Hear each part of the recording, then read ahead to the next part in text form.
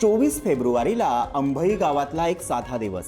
गावात शाहरुख जफर पठाण याचं मटणाचं दुकान आहे. त्याने गावातल्याच कैलास भगवान मुंडे याच्याकडून एक शेळी विकत घेतली. पण व्यवहारात पैशावरून वाद झाला, किमतीवरून बाचाबाची झाली आणि बाचाबाचीचं रूपांतर हाणामारीत झालं. गावातल्या लोकांनी तत्काळ मध्यस्थी केली. गावात असं होतंच म्हणून विषय मिटवण्यात आला. दुपारी 2 वाजेपर्यंत सगळं शांत झाल्यासारखं वाटत होतं, पण ही फक्त वादळापूर्वीची शांतता होती. संध्याकाळी 7:30च्या सुमारास शाहरुख पुन्हा दुकानात आला. तेव्हाच कैलास मुंडे तिथे पोहोचला. त्यांनी 1 किलो मटण मागितलं. मटण दिलं गेलं, पण पैसे मागितल्यावर वाद पुन्हा पेटला. कैलास म्हणाला, आधी शेळीचे पैसे दे, मग मटणाचे देतो. शाहरुख म्हणाला, आधी मटणाचे पैसे दे. इतक्यावरून पुन्हा हाणामारी. यावेळी लोक मध्ये पडले, पण वातावरण तापलं होतं.